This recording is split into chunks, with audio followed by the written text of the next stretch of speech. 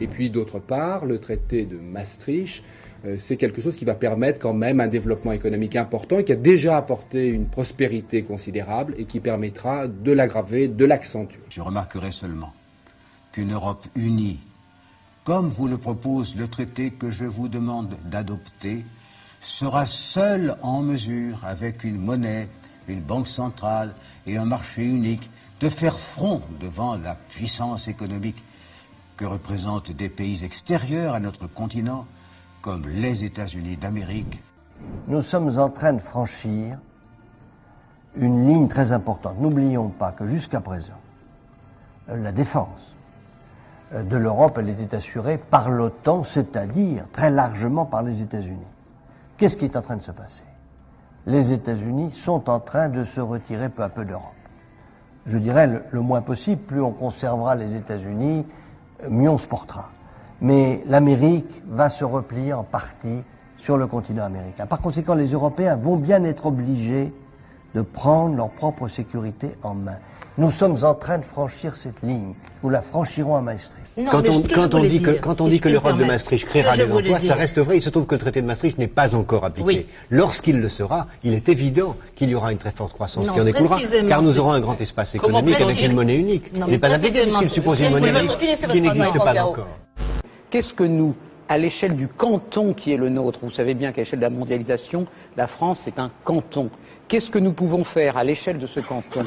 Nous ne pouvons faire en fait que contribuer à un effort collectif et dont l'expression est l'Europe. Vous qui avez été en son temps un adversaire farouche de l'euro, est-ce que vous ne trouvez pas qu'au fond, depuis un an, pour une bonne part, notre croissance économique est le résultat de ce miracle qu'est l'euro? Oh, l'euro n'est pas une fin en soi. Il signifiera pour nous plus de croissance, plus d'emplois, plus de pouvoir d'achat, plus d'échanges, une France plus forte. Mais il doit être avant tout un instrument au service de l'Europe des hommes que nous construisons. Moi, je défendrai d'abord la vision d'une Europe qui protège. C'est une Europe qui met fin au dumping social, c'est une Europe qui travaille sur la convergence fiscale, c'est une Europe de la réciprocité commerciale. Nous voulons en faire l'Europe des travailleurs, contre l'Europe, comme on dit, l'Europe marchande. L'Europe de demain, c'est-à-dire une Europe vraiment solidaire. Mais cette Europe de l'espoir doit être construite autour de la protection sociale qu'il faut maintenir et améliorer. Une Europe qui sache défendre à la fois son modèle de société, qui est fondé sur vraiment la justice sociale. Oui, il faut une Europe qui combat la crise, qui retrouve le chemin du progrès social et qui prépare l'avenir. On a besoin d'une Europe aussi qui soit plus solidaire, parce que il faut davantage de justice et de justice sociale. Mais il doit y avoir aussi une dimension sociale, avec une coordination des politiques sociales. Pour mener à bien cette coordination, des indicateurs vont être définis. La question qui nous est posée aujourd'hui est d'organiser le serpent social européen. Bref, nous voulons une autre Europe. Et au centre de ce que fut notre conversation, se situait l'Europe sociale. C'est d'ailleurs la première fois qu'un chef d'État ou de gouvernement me rend visite qui parle d'abord du social. C'est nouveau.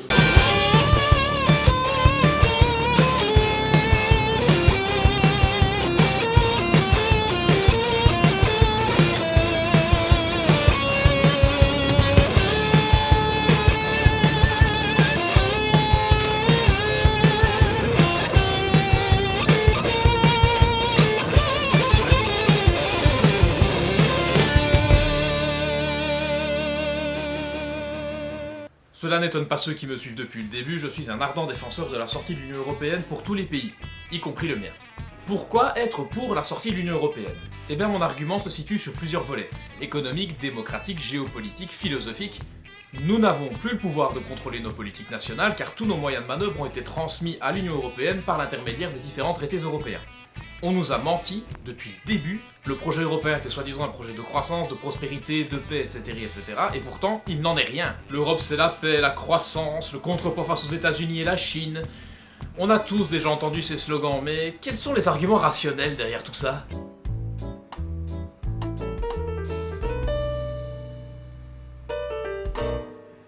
Il n'y en a aucun. La taille d'un pays ou d'un espace économique n'a jamais fait sa force.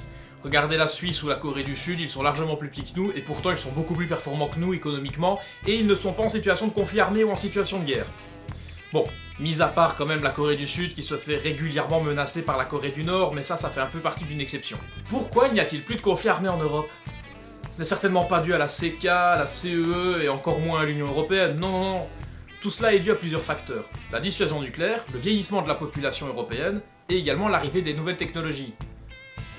Pour ce qui est de la puissance nucléaire, si vous savez que vous êtes sûr et certain de vous faire atomiser dès que vous allez débarquer, la guerre terrestre n'est pas tellement intéressante. De plus, une population vieillissante n'a pas tellement besoin d'occuper plus d'espace. Donc généralement, le principe de guerre pour une population vieille, c'est pas tellement tentant non plus. Les guerres maintenant sur le continent européen se passent dans plein de domaines, le renseignement, les nouvelles technologies, même Internet, mais il y aura certainement plus de conflits armés sur le continent européen.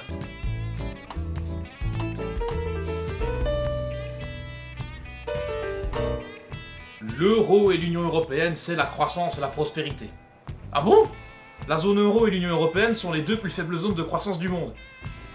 Et de plus, j'ajoute que la zone euro est encore plus faible zone de croissance que l'Union Européenne elle-même. Notamment aussi à cause des pays du Sud qui tirent le résultat vers le bas, car l'euro les met complètement dans la mise et n'est pas adapté à leur économie. L'euro est trop faible pour les Pays-Bas et l'Allemagne, éventuellement pour la Belgique, mais ça on verra plus tard, et beaucoup trop fort pour tous les autres. Alors on va pas s'étonner que les pays du Sud creusent des déficits alarmants et poussent tous les résultats vers le bas, et aussi on est en train de tuer les pays du Sud avec cette monnaie unique. On parlait de l'euro comme étant une monnaie éradicatrice du chômage, et pourtant il y a beaucoup plus de chômeurs dans la zone euro que dans l'Union Européenne. Pourquoi? Car tout simplement l'euro ne convient à aucune des économies qui l'utilisent, et de plus les statuts de la Banque Centrale Européenne sont créateurs de chômage. Étant donné que nous sommes obligés de maintenir un taux d'inflation entre 0 et 2%, cette politique crée mécaniquement du chômage, et ça tout le monde le sait en économie. Donc non, l'euro ne lutte pas contre le chômage, l'euro crée du chômage.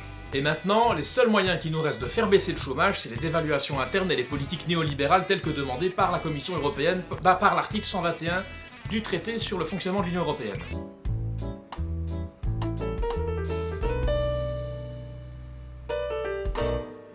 Autre argument qu'on utilise beaucoup. Mais l'Union fait-elle forcément la force? Oui, l'Union fait la force quand on tire tous dans le même sens et qu'on a les mêmes objectifs. Et dans l'Union Européenne, c'est absolument pas le cas, tout le monde tire pour soi. Nous avons lié des pays qui historiquement n'ont pas grand chose à voir entre eux et culturellement n'ont rien à voir les uns avec les autres. Donc ça semble logique que cela ne fonctionne pas et qu'on n'ait pas tous les mêmes intérêts. Les intérêts allemands se situent énormément dans les retraits par capitalisation, les marchandises haut de gamme, les ventes de voitures, et aussi ont une population vieillissante, très vieillissante même, et les intérêts français, eux, se situent dans des marchandises d'entrée moyenne gamme, donc un euro plus faible, et aussi une culture tout à fait différente, et aussi plus de services publics qu'en Allemagne. De plus, les articles des traités interdisent tout un tas de politiques protectionnistes qui permettraient de protéger les économies européennes par principe de concurrence libre au sein de l'espace européen. Je me demande où se situe le contrepoids si par exemple en tant que Premier ministre belge, je ne peux pas empêcher des industriels chinois ou indiens de racheter des pans entiers de mon économie et de les revendre à la découpe aux Américains, à d'autres Chinois, ou même à d'autres nations. Je me demande réellement où est la protection dans ce cadre-là. Car évidemment, l'Union Européenne l'interdit. On ne peut pas faire de politique protectionniste dans l'Union Européenne, on ne peut pas entraver les mouvements de capitaux dans l'Union Européenne, et on ne peut pas, par exemple, accorder une partie du marché public aux entreprises nationales dans l'Union Européenne. Donc où est le contrepoids? Où est la concurrence? Où est la protection? Bah je vais vous le dire, elle est nulle part. Voilà, là on commence en douceur, avec les arguments simplistes des défenseurs de l'Union Européenne, et maintenant on va rentrer dans le vif du sujet. Pourquoi la Belgique serait-elle gagnante à la sortie de l'Union Européenne?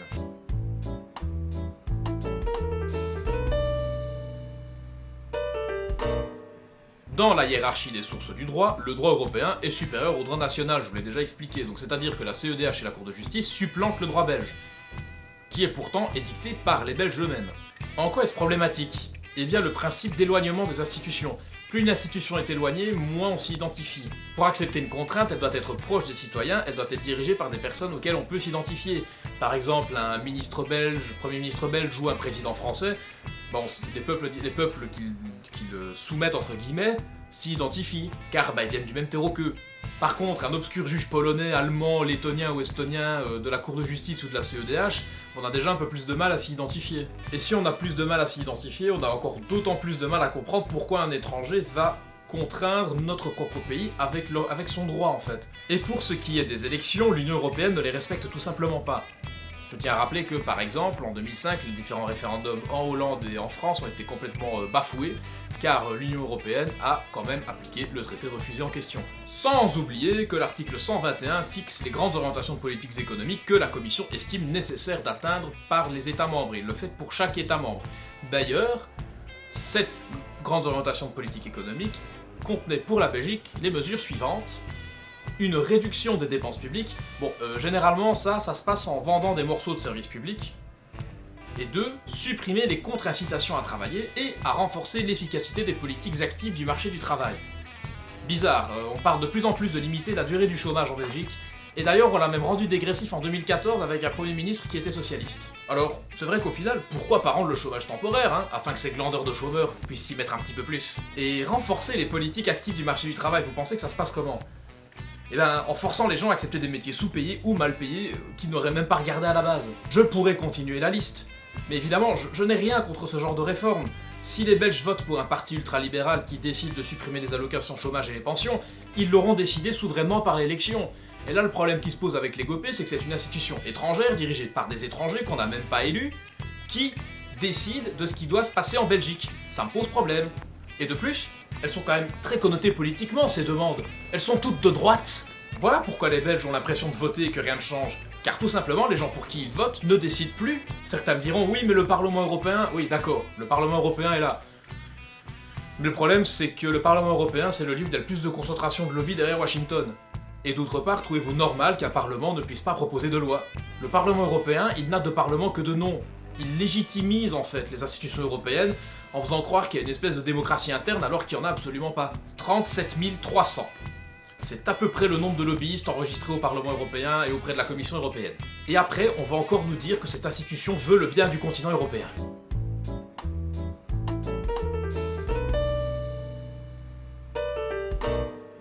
La sacro-sainte croissance tombera sur la Belgique telle une pluie d'étoiles filantes. Quoique, avec une croissance ayant constamment 1 point, voire 1,5 point en dessous que la moyenne mondiale, on peut pas dire que la zone euro ait forcément tenu ses promesses. Mais alors, pourquoi est-ce que la croissance n'arrive peut-être pas sur les Belges? Il est certain qu'avec une dette publique avoisinant les 100% du PIB et une croissance d'1,7 point, on n'est pas trop bien avancé. Mais pourquoi? Tout simplement car l'euro est trop rigide pour notre économie. Si on s'arrête à l'étude de Jacques Sapir, si on n'avait pas la zone euro, notre monnaie personnelle serait 20% plus forte que l'euro actuel. Donc 20% plus forte que l'euro actuel pour être adapté à notre économie. Bon, personnellement, je ne suis pas pour le concept d'une monnaie forte en Belgique, mais ça je vous en parlerai dans la deuxième partie. Si nous avions une monnaie adaptée à notre économie, on pourrait déjà augmenter la croissance par effet de compétitivité par rapport à nos voisins. Et avec l'arme monétaire, on pourrait tout à fait appliquer des politiques de relance. Car je tiens à vous dire une chose, les politiques austéritaires imposées par la Commission européenne ont fait baisser la consommation privée dans tous les États membres. Et quand on regarde en Belgique, la consommation privée faisait partie de 50% des augmentations du PIB, donc ce qui veut dire que mécaniquement, quand on augmente la consommation privée, donc celle des ménages, eh bien, il y a une croissance du PIB. Donc du coup, une croissance économique tout court. Mais du coup, comment est-ce qu'on fait pour augmenter la croissance, du coup, pour augmenter la consommation? Bon, on injecte des liquidités dans l'économie pour donner du pouvoir d'achat aux gens. Et on fait ça comment? Ça passe par le principe de relance keynésienne. Alors, il y en a deux possibles. Il y a les grandes relances par la dévaluation, par la distribution d'argent venant de l'État, comme par exemple dans les 30 Glorieuses, ou même par exemple, on pourrait tout à fait appliquer, si on avait l'art monétaire et qu'on était sorti de l'Union Européenne, on pourrait tout à fait appliquer le principe d'hélicoptère monétaire en Belgique. D'ailleurs, ce concept est très débattu en ce moment. Mais sans arme monétaire, du coup, la deuxième relance keynésienne possible, c'est le principe de diminution d'impôts et de taxes. Comme ça redonne du pouvoir d'achat.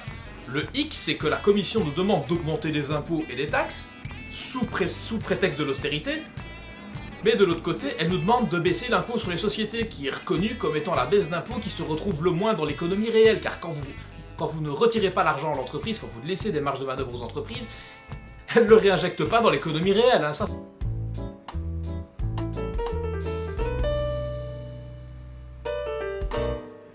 Il est vrai que quand on regarde la courbe de la balance commerciale en Belgique, ça semble pas tellement impacté par l'arrivée de l'euro, et c'est vrai. Mais pourtant, je peux vous dire que notre balance commerciale de ces 10 dernières années est 2 fois moins bonne que la balance commerciale des 10 dernières années du franc belge. Et je vais vous expliquer. En gros, l'indice 0, ça explique qu'on importe autant que ce qu'on exporte, donc c'est un effet zéro, quoi, on perd pas d'argent. Nous sommes passés entre 89 et 99 de 2,975 points à 1,169 points entre 2008 et 2018. Bon, ça prouve plusieurs choses. Déjà, on voit très bien qu'en 2008, on n'a pas réussi à relancer l'économie convenablement après la crise, alors qu'à l'époque du franc, on avait réussi à stabiliser la balance commerciale. Pourquoi ? Car on pouvait laisser fluctuer notre économie en fonction de nos désirs et besoins, et en fonction de l'économie et des enjeux internationaux, enfin tout ça.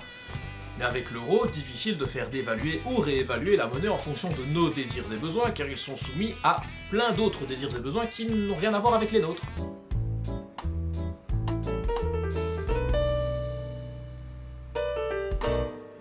Alors on constate bien qu'à notre arrivée dans la zone euro, notre balance courante s'est effondrée. Quand la balance courante s'effondre, ça veut techniquement dire que notre pays consomme plus que ce qu'il produit, donc en gros qu'il vit au-dessus de ses moyens. Pourquoi choisir la balance courante comme moyen d'analyse économique? Je parlais précédemment de la balance commerciale qui, il est vrai, reste un paramètre d'analyse intéressant.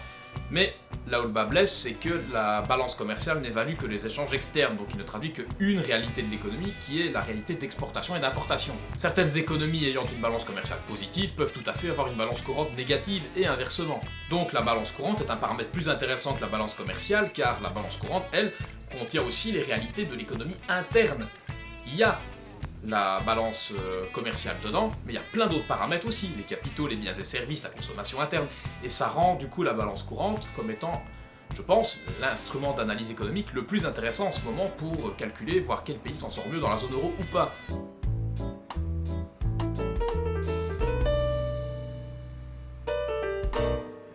On nous dit que notre entrée dans l'Union Européenne et dans l'euro n'ont pas fait augmenter les prix, que ce serait même plutôt le contraire. Et pourtant, quand on regarde par exemple les prix de l'électricité et de l'eau, on peut voir qu'ils ont respectivement augmenté par 2 et par 3.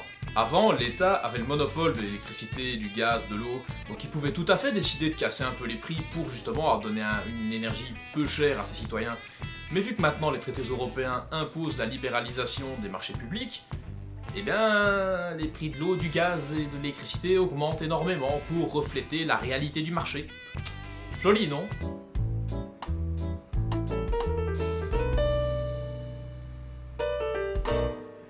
Dans les fameuses GOPE données par la Commission européenne en 2014, on nous demande de supprimer les obstacles à la concurrence. D'où, par exemple, les réseaux d'index en 2014, ou le fameux tax shift, ou par exemple une indexation inférieure à l'inflation réelle. Et d'ailleurs, dans l'article que j'ai cité précédemment sur l'augmentation du prix de l'eau et du gaz, la personne interrogée explique très bien que par exemple, un saut d'index ou une indexation inférieure à l'inflation réelle, eh bien, ça peut représenter un bond de compétitivité face à nos voisins. À défaut d'avoir l'art monétaire pour être compétitif, on va tondre les travailleurs.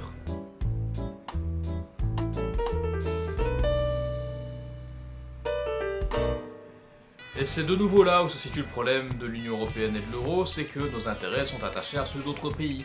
Et donc on ne peut pas décider de faire dévaluer ou réévaluer la monnaie, car tout simplement l'Allemagne et les Pays-Bas tirent pour avoir une monnaie forte.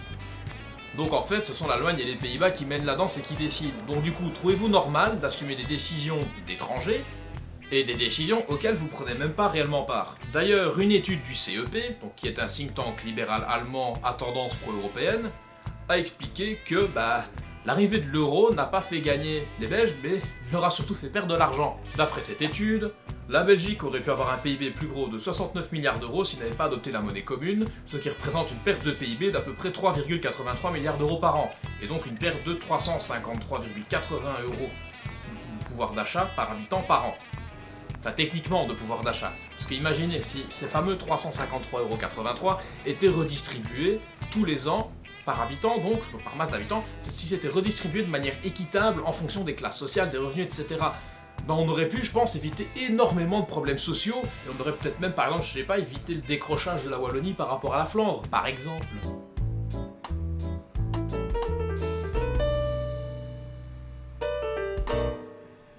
Toute restriction au mouvement de capitaux est interdite. Ce sont les préceptes des articles 58 et 63 du traité de fonctionnement de l'Union Européenne. Alors du coup, si on ne peut pas contrôler les mouvements de capitaux et interdire les délocalisations, comment est-ce qu'on fait pour empêcher des entreprises de délocaliser dans des pays ayant un droit social plus attrayant? Eh ben on ne peut tout simplement pas les en empêcher. C'est comme les évadés fiscaux, comment est-ce qu'on fait pour les empêcher de s'évader de notre pays et donc du coup de pomper en fait les richesses qu'ils étaient censés redonner à l'État? Eh ben on sait pas, on peut pas les en empêcher. Et ben du coup, pour garder toutes ces petites élites chez nous, eh ben on supprime du droit social, on diminue les impôts, on exonère d'impôts les entreprises, on installe les intérêts notionnels. Bref, en fait, on se retrouve dans un monde où on écrase énormément les petits à coups de taxes et d'impôts et où on gâte les grands. En gros, être dans l'Union européenne, c'est faire le jeu du capitalisme néolibéral mondialisé. Ce mécanisme d'intérêt notionnel est une dépense d'entre 2,4 ou 4,2 milliards d'euros par an. Le bureau du plan sait pas exactement combien. Donc c'est un sacrifice budgétaire d'à peu près 4 milliards. Cet argent serait peut-être pas plus utile dans l'économie réelle, je ne sais pas, et du coup on se retrouve quand même, vu qu'on exonère d'impôts des entreprises, et vu qu'on leur donne les intérêts notionnels et qu'on leur donne des cadeaux, même aux plus riches qui payent pas tellement d'impôts, toute cette masse d'argent qu'on est censé collecter, qu'on collecte pas à la base, on va le chercher où? On va le chercher dans les classes moyennes et dans les classes laborieuses, comme on pourrait dire. Donc du coup, en fait, l'effort fiscal se concentre énormément sur les plus petits. Et vu qu'on ne peut pas empêcher l'évasion fiscale en étant dans l'Union européenne, en fait, on se retrouve avec un trou de 30,4 milliards d'euros par an en Belgique. Imaginez si en établissant un contrôle des mouvements de capitaux, ce qu'on pourrait ramener dans les finances publiques, et du coup alléger, comme taxe sur le travail, comme taxe, comme impôt, comme toutes ces petites choses-là qui pourrissent la vie des gens. Imaginez tout ce qu'on pourrait alléger si on sortait de l'Union européenne.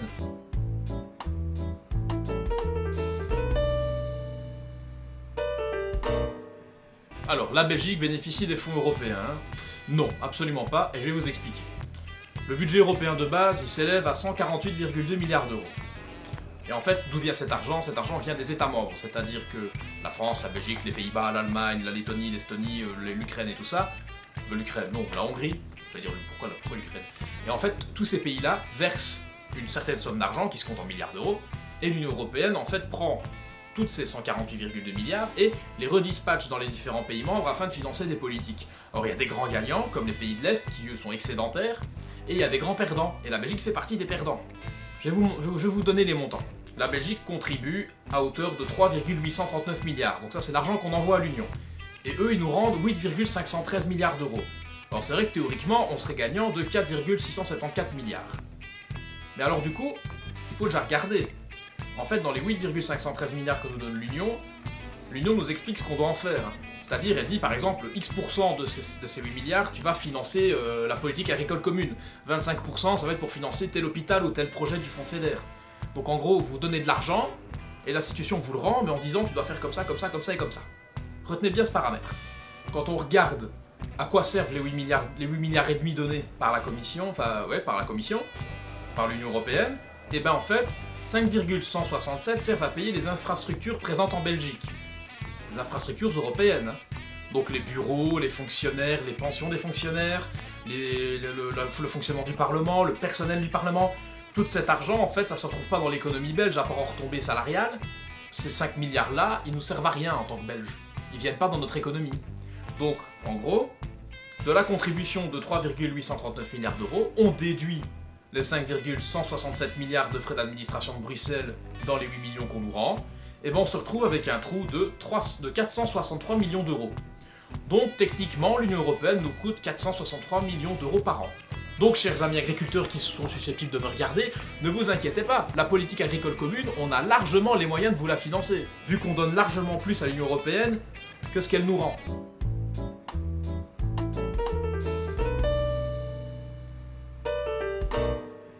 La dette belge va exploser si on sort de l'euro. Cet argument, il est basé sur aucune réalité économique et il rentre énormément dans le projet de la peur. Je vais expliquer un petit peu. Les gens pensent qu'en fait, vu que notre dette a été contractée, donc liblée en euros, on devra la rembourser en euros. Pourtant, je pense pas qu'on soit tellement posé la question quand on est passé du franc belge à l'euro. On n'a pas dit, mon Dieu, ma dette est liblée en franc belge, je vais me faire arnaquer quand je vais passer à l'euro. On s'est pas posé la question. Pourquoi? Car il y a un principe de droit qui s'appelle la lex monetae, qui en gros explique qu'une dette souveraine contractée par un État souverain peut être réglée dans la monnaie qui a cours dans son pays. Donc par exemple, les dettes que j'ai contractées en euros, si elles sont des dettes belges, en droit belge, eh ben, je les rembourserai soit en euros, soit en nouveaux francs belges, ou même en pesos si je veux prendre le pesos comme monnaie. C'est un principe de droit.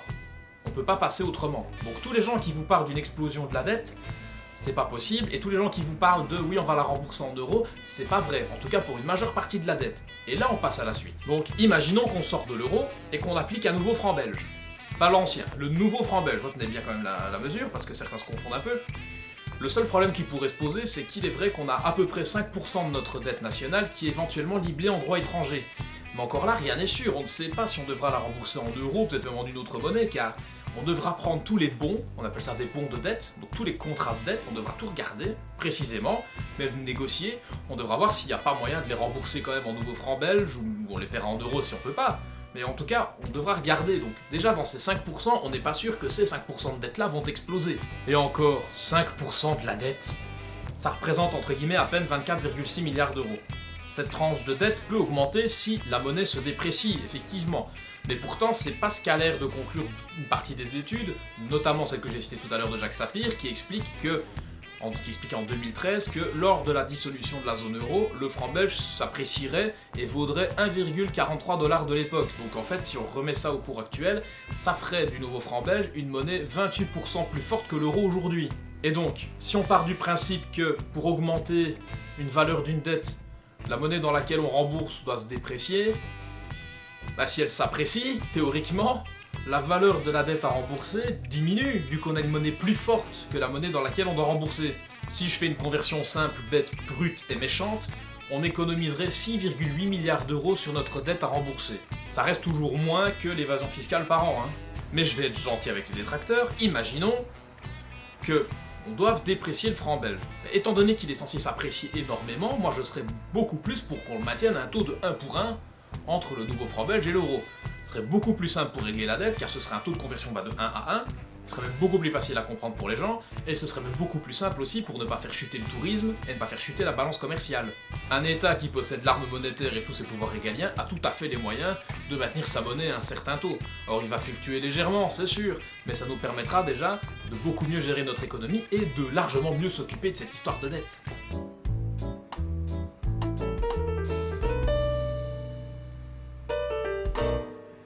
Je parlais du futur nouveau franc belge comme étant possiblement une monnaie forte d'après les études. Mais il est vrai que aussi ces mêmes études montrent qu'une Belgique sortie de l'euro entrerait dans les 4 premières années de son existence dans une phase de déflation entre 2 voire 3 ou 4 points.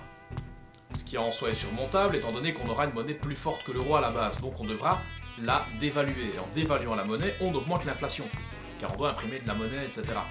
Donc en augmentant l'inflation, on pallie à la déflation. Donc on peut tout à fait imaginer, pour pallier à cette déflation, appliquer, comme je disais, cette fameuse politique d'hélicoptère monétaire ou même une simple relance keynésienne classique. Donc le problème de l'inflation, en fait, n'en est pas un si on sort de l'euro.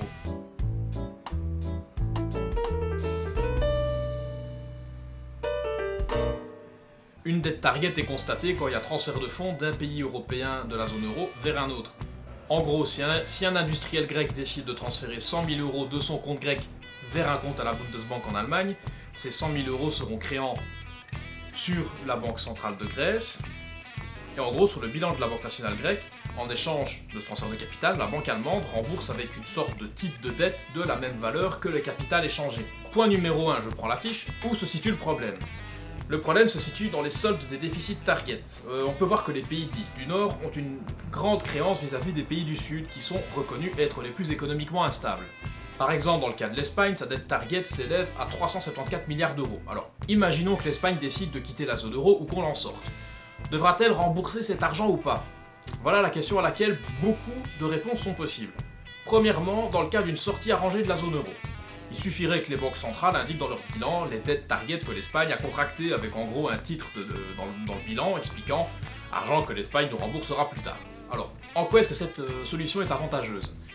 Elle évite les effets de méfiance des marchés vis-à-vis du pays qui sort, et aussi vis-à-vis de l'euro. Et ça évite du coup les cracks financiers qui pourraient se produire si la sortie ne se négocie pas. Donc du coup, point numéro 2, une sortie chaotique de la zone monétaire, donc une sortie non négociée. On va être pragmatique, l'Allemagne risquera de réclamer ses dettes target, ce qui forcera donc l'Espagne à dévaluer énormément sa monnaie, car elle n'est pas en situation de rembourser. Donc du coup, elle remboursera l'argent de sa dette target avec ce qu'on appelle de la monnaie de singe, c'est-à-dire en gros, une monnaie qui a tellement peu de valeur et de confiance que vous rembourser avec, ça constituerait une escroquerie.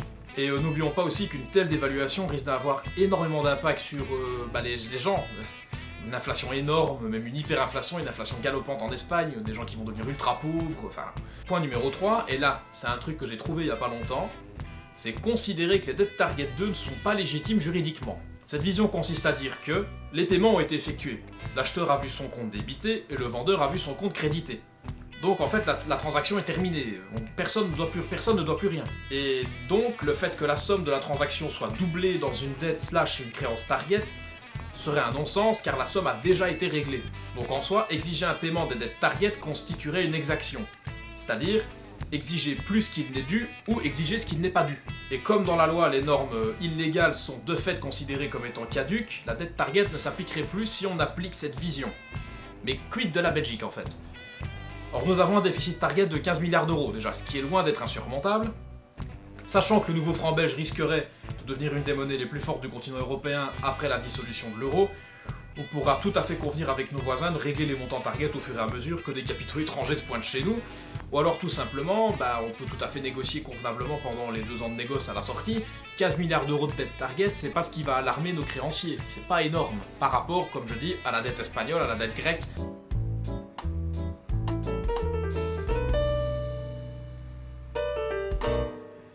Être dans l'Union Européenne, c'est être soumis à des traités consuméristes et inchangeables. Je l'ai déjà prouvé dans ma première vidéo. Donc du coup, comment voulez-vous appliquer une politique écologique dans l'Union Européenne, sachant que, en matière agricole, les articles 32, 38 et 39 disent clairement vouloir émettre une politique agricole commune entre les États membres, et le but de la politique serait d'accroître la production et la compétitivité de l'agriculture. Est-ce qu'on est écologique en produisant plus et en consommant plus? Et comment voulez-vous avoir une politique écologique convenable quand l'article 26 et 119 prône la circulation complète des capitaux, des personnes et des marchandises? Empêcher des marchandises à trop fort impact carbone d'arriver sur notre territoire est contraire aux traités européens, d'autant que le 119 explique que la concurrence est libre et que l'article 28 interdit toute forme de taxe ou droit de douane supplémentaire. Donc du coup, c'est impossible d'augmenter le prix de ce qui pollue pour éviter que les gens l'achètent, et c'est impossible d'empêcher les entreprises de faire ce qu'on appelle du dumping environnemental, c'est-à-dire de partir d'un pays ayant des normes environnementales trop strictes pour aller dans un autre pays où il n'y a pas de normes environnementales. N'oublions pas non plus les velléités libre-échangistes de l'Union Européenne depuis le début, entre CETA, TAFTA et autres accords commerciaux de libre-échange mondiaux. Où se situe l'écologie quand on veut faire venir des marchandises à plus de centaines de milliers de kilomètres ?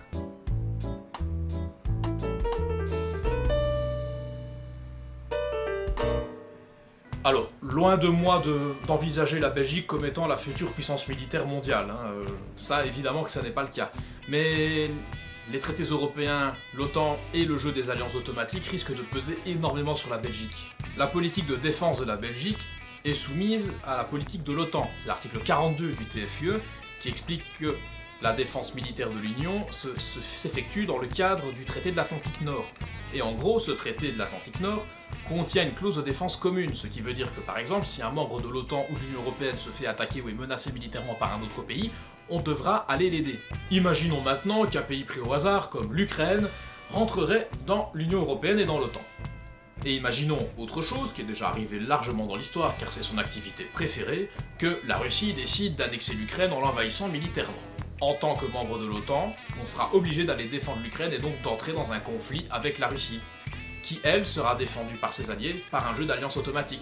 C'est ce qui pourrait théoriquement amener à un scénario de nouvelle guerre mondiale sur le continent européen. On a parfois du mal à l'accepter et à l'imaginer, mais l'Union Européenne et l'OTAN sont les deux facettes d'une même pièce, c'est pour ça qu'on doit jeter les deux à la poubelle.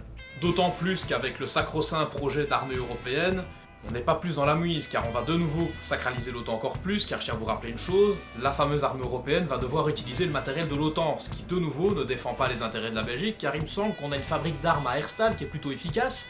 D'ailleurs les Français nous ont commandé des flingues il y a pas longtemps, et il me semble aussi que nos voisins français ont des politiques industrielles au niveau de l'armement plutôt efficaces, mais l'armée européenne sera obligée d'utiliser le matos de l'OTAN qui est fabriqué aux États-Unis.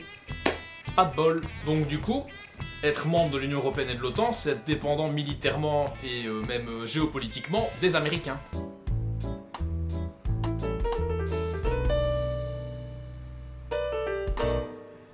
L'Union Européenne émet un nombre incalculable de normes, à un point tel que la Commission ne sait même pas combien il y en a.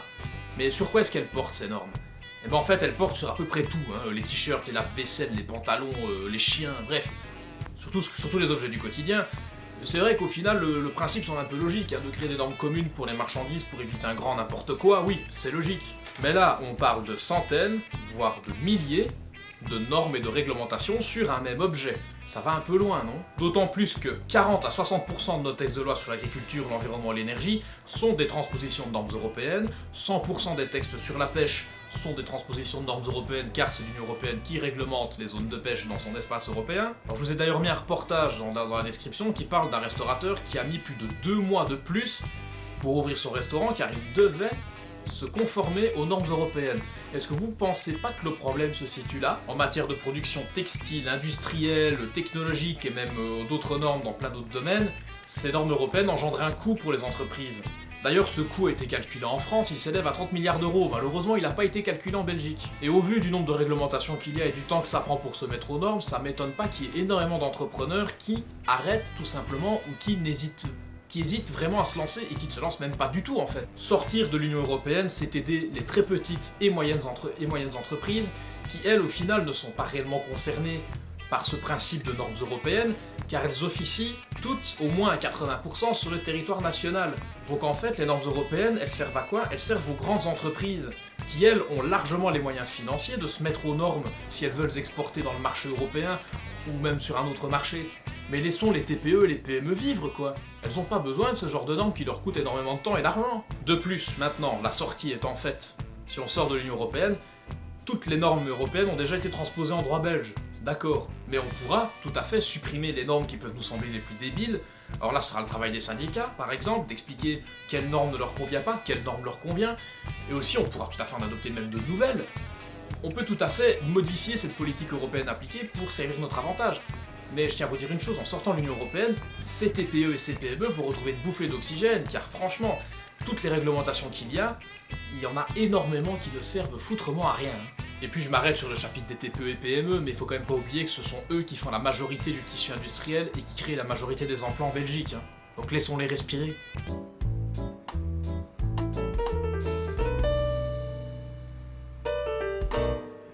Entre les copés qui encadrent les politiques et la Commission qui n'hésite pas à renvoyer les budgets dans les clous néolibéraux quand ils ne lui conviennent pas, je pense notamment au budget du premier gouvernement Conte en Italie qui avait respecté le déficit des 3% et autres réglementations européennes, il a quand même été refusé par la Commission. Mais pourquoi a-t-il été refusé? Il a été renvoyé car il contenait un projet de revenu universel, de départ anticipé à la retraite et de plein d'autres volets sociaux. Et ben en fait, ce refus de la Commission confirme une chose, la Commission a un seul projet politique, c'est le projet politique néolibéral. Une sortie s'impose pour pouvoir appliquer des politiques adaptées à notre pays et aussi pour pouvoir appliquer les politiques désirées par les électeurs. Je pense notamment au PTB et au Parti populaire qui sont pour les autres des défenseurs de la libre entreprise et pour le premier des grands défenseurs des travailleurs et des politiques sociales, mais qui proposaient tous les deux des réformes qui étaient complètement contraires aux traités européens et donc elles ne seront jamais appliquées s'ils arrivent au pouvoir.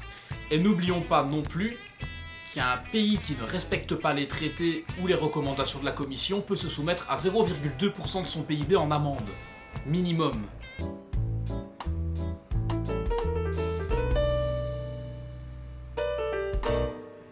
Vous savez tous, enfin, du moins je l'espère, que les fonctionnaires européens coûtent déjà très très cher.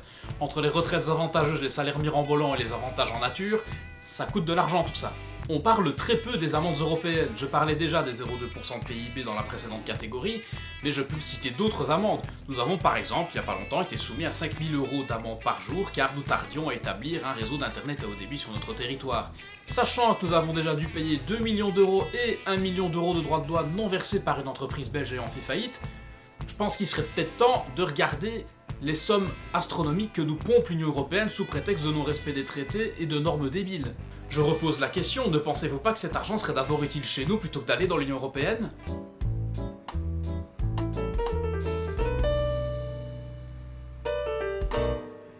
Alors là, je vais conclure. Je suis plus ou moins arrivé au bout du raisonnement dans cette vidéo, c'est la première partie, la deuxième partie sortira plus tard. J'avais écrit une conclusion, mais elle est plus adaptée parce que j'ai remodifié la vidéo en cours de route. Alors voilà, le projet européen tel qu'il est ne peut pas fonctionner, et même un autre projet européen ne peut pas fonctionner, tout simplement car les nations européennes n'ont aucun intérêt commun, et ça, il serait largement temps qu'on le comprenne. Que ce soit dans l'histoire du monde, tous les peuples européens se sont fait la guerre à un moment ou à un autre, et tous les empires européens ont explosé à un moment ou à un autre, que ce soit les 5 empires romains germaniques au Moyen-Âge, ou même carrément les empires de l'Antiquité, rien de tout cela n'a tenu. Car tout simplement, les empires supranationaux ne peuvent pas fonctionner. Ce qui fonctionne, ce sont les accords commerciaux, les accords bilatéraux, etc. pour le commerce ou quand on va dans un sens précis. Mais l'Union européenne, elle n'a pas de but précis. Si, c'est marqué dans les traités, mais c'est des buts purement ésotériques qui ne veulent rien dire et qui n'y aboutiront sur rien.